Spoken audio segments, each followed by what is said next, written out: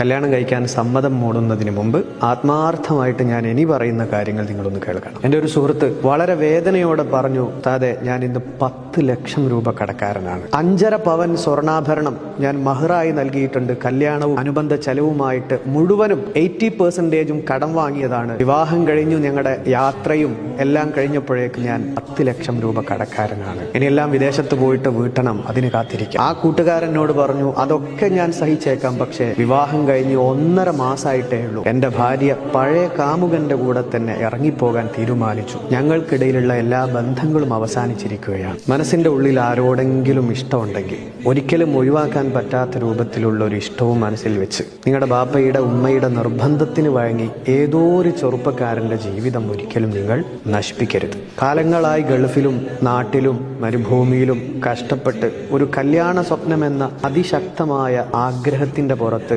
ലക്ഷക്കണക്കിന് രൂപ ചെലവാക്കി കല്യാണം കഴിഞ്ഞ് ഒരു 6 മാസം കഴിഞ്ഞ് നിങ്ങൾക്ക് ആ ഗ്യാപ്പിൽ പഴയ സെറ്റപ്പ് തന്നെ വീണ്ടും പൊടി തട്ടിയെടുത്ത് ഒരു പുരുഷന്റെ ജീവിതത്തെ ഇല്ലായ്മ ചെയ്യുന്ന ഒരു ട്രെൻഡ് ഇന്ന് കാണുന്നുണ്ട്. നിങ്ങൾ എന്തെങ്കിലും ലക്ഷ്യം മുന്നിൽ കണ്ടുകൊണ്ട് ഒരു പുരുഷന്റെ ജീവിതത്തെ ഇല്ലായ്മ ചെയ്യരുത്. വളരെ സീരിയസ് ആയിട്ട് പറയാം, ഒരിക്കലും ഭൂമിയിൽ സമാധാനത്തോടെ പിന്നെ ജീവിതം കിട്ടൂല. ഏതോ ഒരുത്തനെ മനസ്സിൽ കൊണ്ട് നടക്കുകയും ജീവിക്കുന്നത് ഒരു പാവപ്പെട്ട പുരുഷന്റെ കൂടെ ആവുകയും ചെയ്യുന്നത് അതികഠിനമായ ദ്രോഹമാണെന്ന് മനസ്സിലാക്കുക. 100 കണക്കിന് പെൺകുട്ടികൾക്കും ആൺകുട്ടികൾക്കും ഒക്കെ ഞാൻ കൗൺസിലിംഗ് കൊടുത്തിട്ടുണ്ട്. മെന്റൽ ഡിപ്രഷൻ കൊണ്ട്, വിഷാദം കൊണ്ട് അതികഠിനമായ ജീവിതമായിരിക്കും പിന്നെ കിട്ടുന്നത്. ഇടങ്ങേറാക്കി മനഃപൂർവ്വം ചതിച്ചുകൊണ്ട് നിങ്ങൾ അയാളുടെ ജീവിതത്തെ വഴിയാധാരമാക്കി ഏതോ ഒരു പഴയ കാമുകന്റെ കൂടെ തന്നെ ഇറങ്ങിപ്പോയാൽ ഒരു കാമുകന്റെ കൂടെ നല്ല ജീവിതം കിട്ടൂല.